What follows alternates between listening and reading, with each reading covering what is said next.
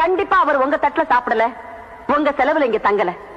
என்னைக்கு உங்க கழுத்தை தாலி கட்டி அவங்க அம்மா வார்த்தைக்கு கட்டுப்பட்டு இங்க தங்க சம்மதிச்சாரோ அந்த நிமிஷமே மாச செலவுக்காக என்கிட்ட 2000 ரூபாய் கொடுக்கிறாரு.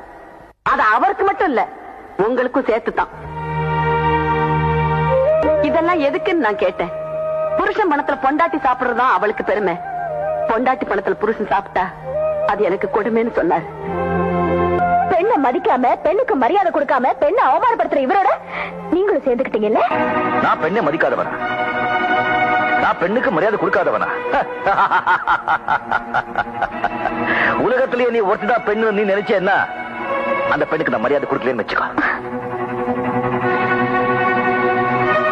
பெண்ணுக்கு அழகை விட அடக்கம் தான் முக்கியம், அறிவை விட அமைதிதான் முக்கியம். இந்த உலகத்துல படைப்பாளியே பெண் தான். ஆணை சுமக்கிறவளும் பெண் தான். உன்னை மாதிரி திமிர் பிடிச்ச பொண்ணை சுமக்கிறவளும் பெண் தான்.